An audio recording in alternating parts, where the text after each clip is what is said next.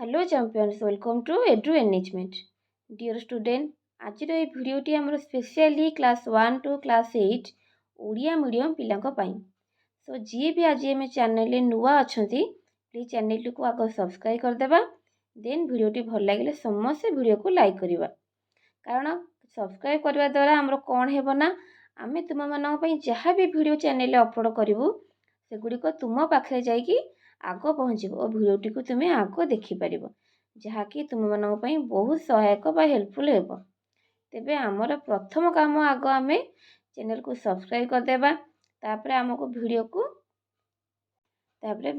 आग को देखा आग को बढ़ाइबा। अच्छा पिला माने तुम्हें समस्त जानिच जे तुम मानकर सब बही एवं चेंज हो सारी हाँ कि नहीं एमती कि बहुत सारा नुआ बही आम कोर्स रे आड होती जमीती कि आमर आगुरी क्लास 1 रु क्लास 8 बा प्रथम रु अष्टम जाए तुमर 49 खंड बही थिला किंतु एबे से बही बढ़ी जाई 55 खंड बही रे पहुँची माने बहुत सारा बहीर ना चेंज होती बही एका अच्छी बहुत सारा बहीर ना चेंज हो जाइए आ बहुत सारा बही नुआ तुम बही सह मिसी जाइए कहीं भी यही बही चेंज कथा को नहीं कहीं भी भयभीत हो ना बही तो चेंज है पाठ से रहा ना नहीं आम पुणी थे नुआ बही भल लगे नुआ बही पुणी नुआ नुआ कथा शिखा नुआ नुआ कथा जाना बहुत नुआ नुआ बही पढ़ा। अच्छा अधिक बही आड होगा जे आम पढ़ी पारू ना एक कथा कहीं भी भाव ना से तो आम मैंने भिडियो करूँ आमर आज भिडियोटी स्पेशली से टॉपिक उपरे मुझे भिडियो रे पूरा संपूर्ण रूपे डिटेल्स रे तुम मानक बही विषय गोटी गोटी करी बुझेबी तेबे कहीं भी भिडियोटी को स्किप न करी आरंभ रू शेष जाए देख पिला माने बारंबार गोटे कथा कही रखुची भिडियो को समस्त चैनल को आग सब्सक्राइब करवा कारण सब्सक्राइब कले कौन हम ना भिडियोटी आम पाखे आग पहुँचब जहाँद्वारा कि आम मैंने भिडियोटी को आग देख। अच्छा अच्छा पिला माने आमर तो 3टा स्तर रोचे सरी 4टा स्तर मौलिक स्तर प्रस्तुति स्तर मध्य स्तर और माध्यमिक स्तर आमर प्रस्तुति स्तर क्लास 1 और क्लास 2 पिला पढ़ेले आमर सरी मौलिक स्तर पढ़ेले क्लास 1 और 2 पिला तापर प्रस्तुति स्तर तुम आइले क्लास 3 4 आउ 5 तापर मध्यम स्तर रे कौन 6 7 आउ 8 माध्यमिक है क्लास 8 10 आउ जो 2 वर्ष प्लस 2 रहा। अच्छा तो मनकर क्लास 1 आउ क्लास 1 बा प्रथम श्रेणी रे तो मनकर 2 खंड बही थिला ना नहीं गोटे थिला कौन जे हस खेल 1 आ गोटे थिला हस खेल 2। अच्छा किंतु एबे तो बही चेंज हो गला मु कहली तेणु एबे बही चेंज हुई 2टी बही से 2टी बही अच्छी किंतु बहीर ना चेंज हो जाइए गोटे है झुलना 1 जहाँकि तुम साहित्य बा भाषा बही आ गोटे है गणित खेल जो थी कि तुम गणित पाठ तुमने पढ़। अच्छा ये ना कि बहीर चित्र रही है झुलना बही यहाँ है तुम भाषा बही आ गणित खेल बहीटी हूँ तुम पे गणित बही। अच्छा तापर पिला माने द्वितीय श्रेणी भी बही चेंज है द्वितीय श्रेणी आमर आगुरी कौन थी ना साहित्य थिला हस खुशी आ गणित गणित खेल बही थिला किंतु एबे भी बही से बही भी चेंज हो जाइए।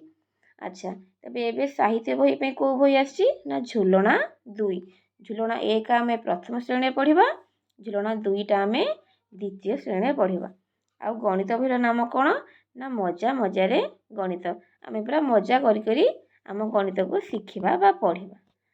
अच्छा तेरे क्लास 3 रे आमर केते खंड बही पिला माने थिला आगुरु ना आमर आगुरु 4 खंड बही क्लास 3 रे थिला किंतु एबे क्लास 3 रे आमर 5 खंड बही समुदाय रहिबो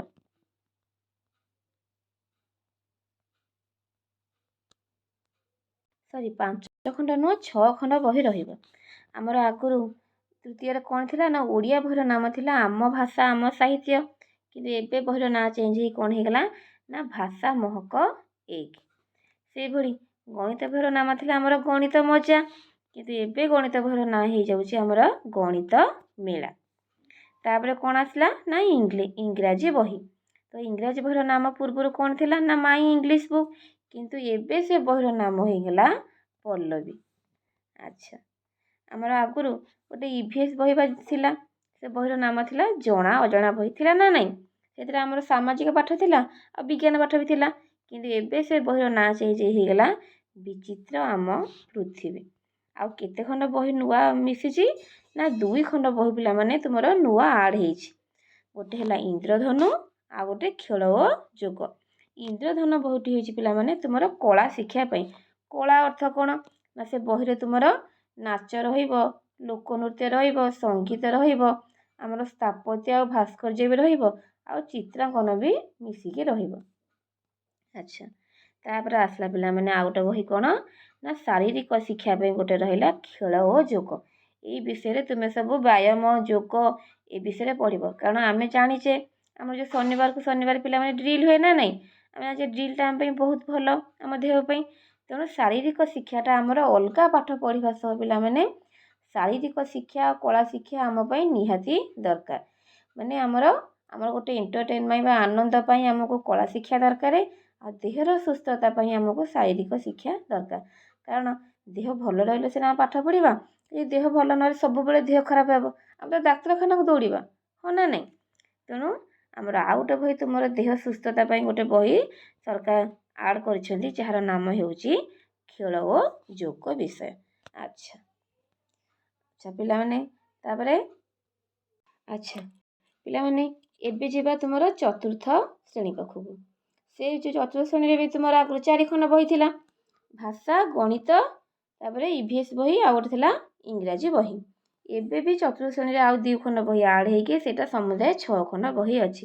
ମାନେ ସେଇ ଭାଷା ବହି ଅଛି, ଗଣିତ ବହି ଅଛି, EVS ଆଉ ଇଂରାଜୀ ବହି ଅଛି, କିନ୍ତୁ କଳା ଶିକ୍ଷା ଆଉ ଶାରୀରିକ ଶିକ୍ଷା ବୋଲି 2ଟା ବହି ପୁଣି ନୂଆ ଆଡ଼୍ ହେଇଛି। ଆଚ୍ଛା, ତାହେଲେ ଆମର ପ୍ରଥମରେ ସାହିତ୍ୟ ବହି ନାମ କ'ଣ ଥିଲା? ସାହିତ୍ୟ କଳିକା। କିନ୍ତୁ 4ର୍ଥରେ ଏବେ ସେ ନୂଆ ବହିର ନାମ ହେଉଛି ଆମର ଭାଷା ମହକ 2।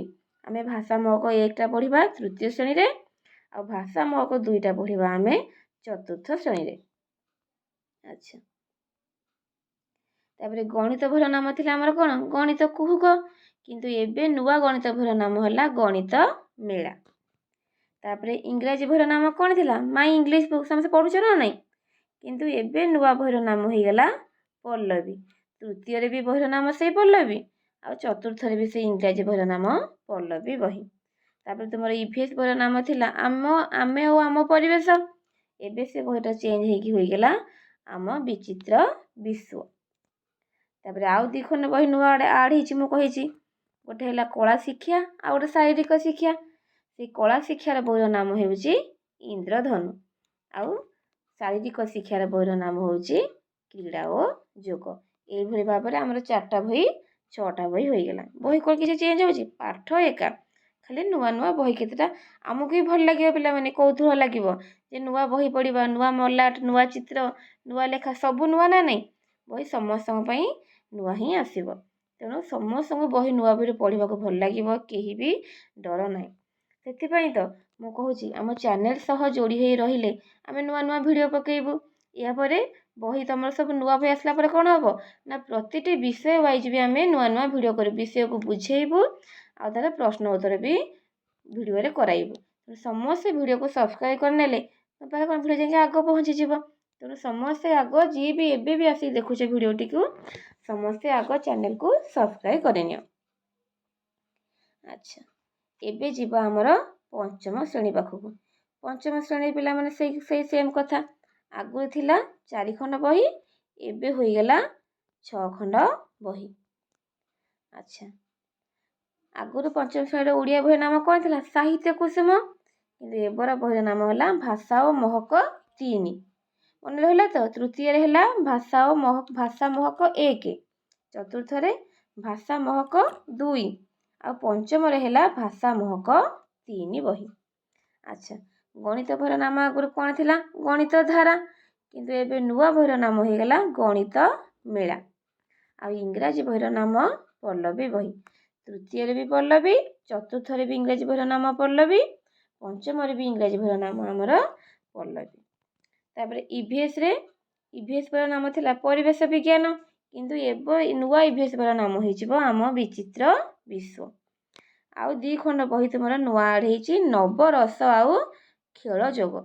ନବରସ ହେଲା ତୁମର କଳା ଶିକ୍ଷା ବହି, ଆଉ ଖେଳ ଯୋଗ ବହି ହେଲା ତୁମର ଶାରୀରିକ ଶିକ୍ଷା ବହି।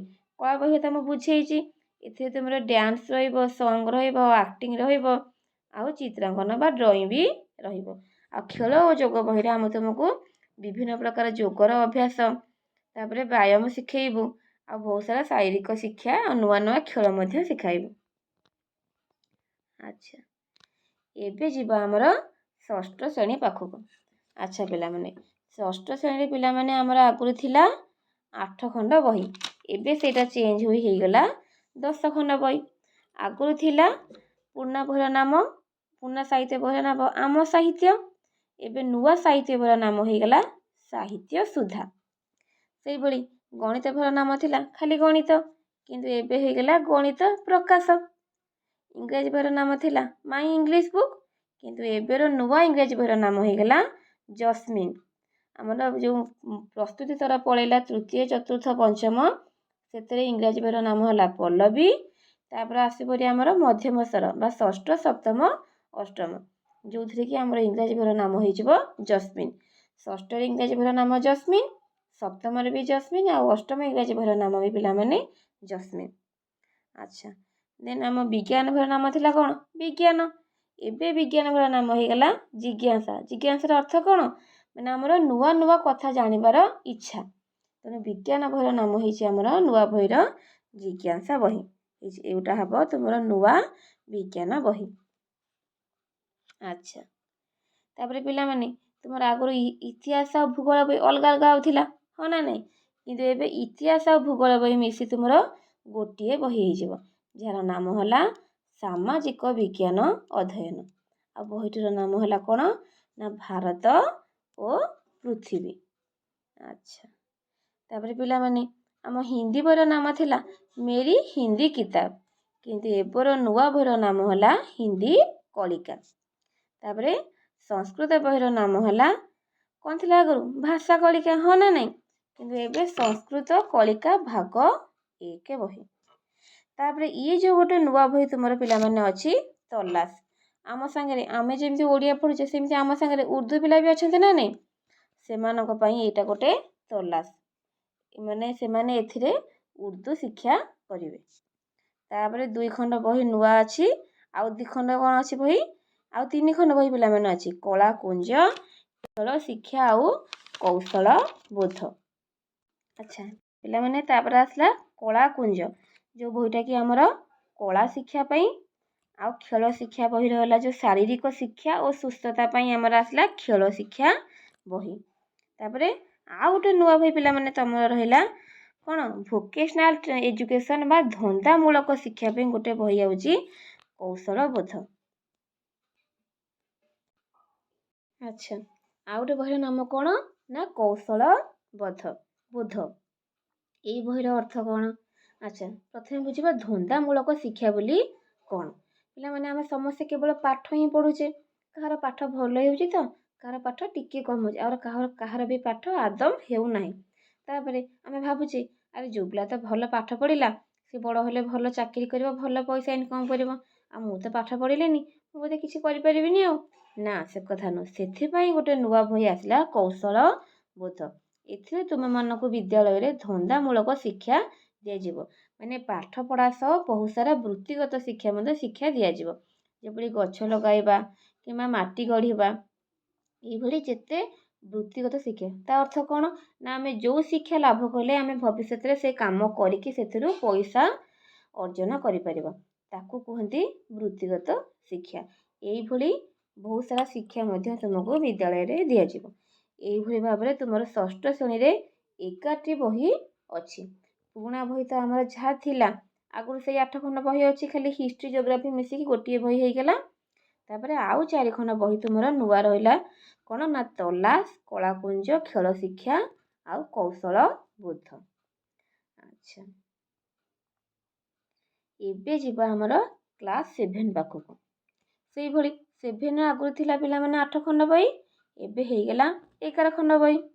ଆଗରୁ 7ରେ କ'ଣ ଥିଲା? ଓଡ଼ିଆ ବହି, ଗଣିତ, ଇଂରାଜୀ, ବିଜ୍ଞାନ, ଇତିହାସ, ଭୂଗୋଳ, ହିନ୍ଦୀ ଆଉ ସଂସ୍କୃତ।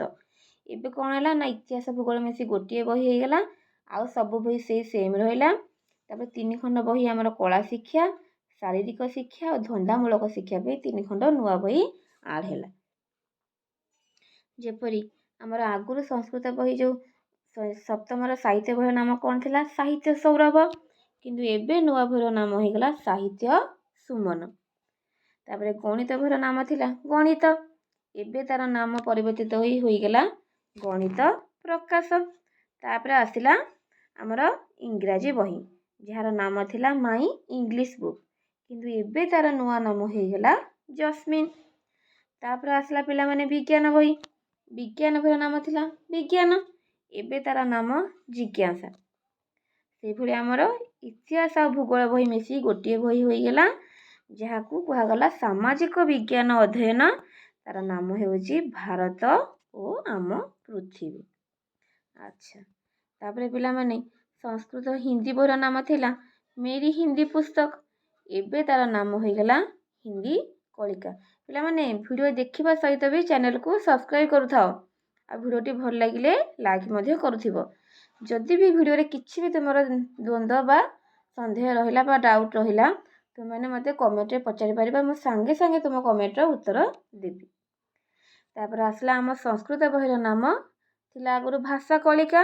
ଏବେ ତାର ନାମ ହୋଇଗଲା ସଂସ୍କୃତ କଳିକା ଭାଗ 2। ଭାଗ 1ଟା ଆମେ ଷଷ୍ଠରେ ପଢ଼ିବା, ଭାଗ 2ଟା ଆମେ ସପ୍ତମରେ ପଢ଼ିବା। ଦେନ୍ ଆସିଲା ତଲାସ। କହିଛି ଆମର ଯେଉଁ ଉର୍ଦ୍ଦୁ ସାଙ୍ଗମାନେ ତୁମର ରହିଲେ ଉର୍ଦ୍ଦୁ ପିଲା, ତାଙ୍କ ପାଇଁ ତଲାସ ବହି। ତାପରେ କଳା ଶିକ୍ଷା ପାଇଁ କଳାକୃତି, ଶାରୀରିକ ଶିକ୍ଷା ଓ ସୁସ୍ଥତା ପାଇଁ ଖେଳ ଶିକ୍ଷା ବହି, ଆଉ ଧନ୍ଦାମୂଳକ ବା ବୃତ୍ତିଗତ ଶିକ୍ଷା ବା ଭୋକେସନାଲ ଏଜୁକେସନ୍ ପାଇଁ ତୁମର ରହିଲା କୌଶଳ ବୋଧ ବହି। ଆଚ୍ଛା, ତାପରେ ଆମର ଲାଷ୍ଟକୁ ରହିଲା କେଉଁ କ୍ଲାସ୍ ନା? କ୍ଲାସ୍ ଅଷ୍ଟମ ବା କ୍ଲାସ୍ 8 ପିଲାଙ୍କ ପାଇଁ। ତାଙ୍କର ବି ସେଇ ଆଗରୁ କେତେ ଖଣ୍ଡ ବହି ଥିଲା? 9 ଖଣ୍ଡ ବହି ଥିଲା। ଏବେ ତାହା ସେଇ ପରିବର୍ତ୍ତିତ ହୋଇ 11 ଖଣ୍ଡ ବହିରେ ପରିବର୍ତ୍ତନ ହୋଇଛି। ଆଚ୍ଛା, ଯେମିତିକି ତାଙ୍କର ଆଗରୁ ଥିଲା ସାହିତ୍ୟ ବହିର ନାମ କ'ଣ? ସାହିତ୍ୟ ଥିଲା ଯୋଡ଼େ ବହି, ଗୋଟେ ଥିଲା ଓଡ଼ିଆ ଗ୍ରାମାର ଆଉ ସାହିତ୍ୟକା। ତେଣୁ ଏବେ ସାହିତ୍ୟ ଗ୍ରାମାର ଆଉ ସାହିତ୍ୟ ଭାଷା ମିଶି ଗୋଟିଏ ବହି ସାହିତ୍ୟ ସୁରଭି। ସେଇଭଳି ମ୍ୟାଥର ଥିଲା ଗୋଟେ ବୀଜ ଗଣିତ ଆଉ ଗୋଟେ ଜ୍ୟାମିତି। ଏବେ କିନ୍ତୁ ଗୋଟିଏ ବହି, ତାର ନାମ ହେଲା ଗଣିତ ପ୍ରକାଶ। ଆଉ ଇଂରାଜୀ ବହିର ନାମ ଥିଲା ଇଂଲିଶ, ଆଉ ଇଂରାଜୀ ଷ୍ଟୋରି ବହିର ନାମ ଥିଲା ଇଂଲିଶ ଷ୍ଟୋରି। ଏବେ ଇଂରାଜୀ ବହିର ନାମ ହେଉଛି ଜସ୍ମିନ୍। ଆମେ ଷଷ୍ଠ, ସପ୍ତମ ଆଉ ଅଷ୍ଟମ ବହିର ନାମ ଜସ୍ମିନ୍ ବାରମ୍ବାର କହୁଛି। ତୃତୀୟ, ଚତୁର୍ଥ ଆଉ ପଞ୍ଚମ ଇଂରାଜୀ ବହିର ନାମ ହେଉଛି ପଲ୍ଲବୀ। ତାପରେ ଷଷ୍ଠ, ସପ୍ତମ ଆଉ ଅଷ୍ଟମ ବିଜ୍ଞାନ ବହିର ନାମ ହେଉଛି ଆମର ଜିଜ୍ଞାସା ବହି। ଆଚ୍ଛା, ତାପରେ ତୁମମାନଙ୍କର ହିଷ୍ଟ୍ରି ଓ ଜୋଗ୍ରାଫି ବହି ମିଶି କେଉଁ ବହି ଥିଲା? ଅଲଗା ଅଲଗା ବହି ଥିଲା ସେପାରେଟଲି। ଇତିହାସ ପାଇଁ ଅଲଗା, ଭୂଗୋଳ ପାଇଁ ଅଲଗା। ଏବେ ତାହା ମିଶି ହୋଇଗଲା ସାମାଜିକ ବିଜ୍ଞାନ ଅଧ୍ୟୟନ, ଯାହାର ନାମ ଭାରତ ଓ ଆମ ପୃଥିବୀ। ତାପରେ ବିଜ୍ଞାନ ବହିର ନାମ ହୋଇଗଲା ଜିଜ୍ଞାସା ବହି। ଆଚ୍ଛା, ତାପରେ ଆସିଲା ଆମର ହିନ୍ଦୀ ବହି। ହିନ୍ଦୀରେ ଯୋଡ଼େ ବହି ଥିଲା ହିନ୍ଦୀ ଭାରତୀ, ହିନ୍ଦୀ ବ୍ୟାକରଣ। ଏବେ ସେ ବହିର ନାମ ହୋଇଗଲା ଆମର ହିନ୍ଦୀ କଳିକା। ତାପରେ ଆସିଲା ସଂସ୍କୃତ ବହିର ନାମ ଥିଲା ଭାଷା ସୌରଭମ୍। ଏବେ ତାର ନାମ ହେଉଛି ସଂସ୍କୃତ କଳିକା ଭାଗ 3। ଭାଗ 1 ଆମେ ଷଷ୍ଠରେ ପଢ଼ିବା, ଭାଗ 2ଟା ସପ୍ତମରେ, ଆଉ ଭାଗ 3ଟା ପିଲାମାନେ ଅଷ୍ଟମରେ ପଢ଼ିବା। ତାପରେ ଆମର ଉର୍ଦ୍ଦୁ ଶିକ୍ଷାର୍ଥୀ ବା ତୁମର ଉର୍ଦ୍ଦୁ ସାଙ୍ଗମାନଙ୍କ ପାଇଁ ତଲାସ ବହି, କଳା ଶିକ୍ଷା ପାଇଁ କୃତି, ଆଉ ଶାରୀରିକ ଶିକ୍ଷା ଓ ସୁସ୍ଥତା ବହି ହେଲା ଖେଳ ଶିକ୍ଷା, ଆଉ ବୃତ୍ତିମୂଳକ ବା ଧନ୍ଦାମୂଳକ ବା ଭୋକେସନାଲ ଏଜୁକେସନ୍ ପାଇଁ ପିଲାମାନେ ତୁମର କୌଶଳବଦ୍ଧ ବହି ରହିଲା। ଏହିପରି ଭାବେ ତୁମର ପୂର୍ବରୁ ଥିଲା 49 ଖଣ୍ଡ ବହି, ଏବେ ତାହା ପରିବର୍ତ୍ତିତ ହୋଇଗଲା 55 ଖଣ୍ଡ ବହି। ତ ପିଲାମାନେ ବହି ଚେଞ୍ଜକୁ ନେଇ କେହି ବି ବ୍ୟସ୍ତ ହେବ ନାହିଁ। ଏଇଭଳି ନୂଆ ନୂଆ କଥା ଆଉ ବିଷୟ ବହିରେ କେଉଁ ବିଷୟ ଅଛି, ବିଷୟ ଗୁଡ଼ିକ କେମିତି ପଢ଼ିବ, ତାକୁ ପ୍ରପରଲି ଆମେ ପୁରା ଏକ୍ସପ୍ଲାନେସନ୍ କରି ବୁଝେଇବୁ। ତାର କୋଶ୍ଚିନ୍ ଆନ୍ସର ମଧ୍ୟ କରେଇବୁ ଆମ ଚ୍ୟାନେଲରେ। ସେଥିପାଇଁ ସମସ୍ତଙ୍କୁ ବାରମ୍ବାର କହୁଛି, ଚ୍ୟାନେଲଟିକୁ ସବସ୍କ୍ରାଇବ୍ କରିଦେବ। ସବସ୍କ୍ରାଇବ୍ କଲେ କ'ଣ ହେବ ନା, ଆମେ ଏମିତି ନୂଆ ନୂଆ ଭିଡ଼ିଓ ପକେଇବୁ, ଆଉ ସେ ଭିଡ଼ିଓ ଯାଇ ତୁମମାନଙ୍କ ପାଖରେ ଆଗ ପହଞ୍ଚିବ, ଯାହାଦ୍ୱାରା କି ତୁମେମାନେ ସବୁବେଳେ ଆଗୁଆ ପାଠ ପଢ଼ିପାରିବ। ତେଣୁ ଭିଡ଼ିଓଟି ସମସ୍ତେ ଚ୍ୟାନେଲଟିକୁ ସବସ୍କ୍ରାଇବ୍ କରିବ। ଭିଡ଼ିଓଟି ଭଲ ଲାଗିଲେ ଭିଡ଼ିଓକୁ ଲାଇକ୍ କରିନେବ ଆଉ ସେୟାର ମଧ୍ୟ କରିବ। Thank you very much.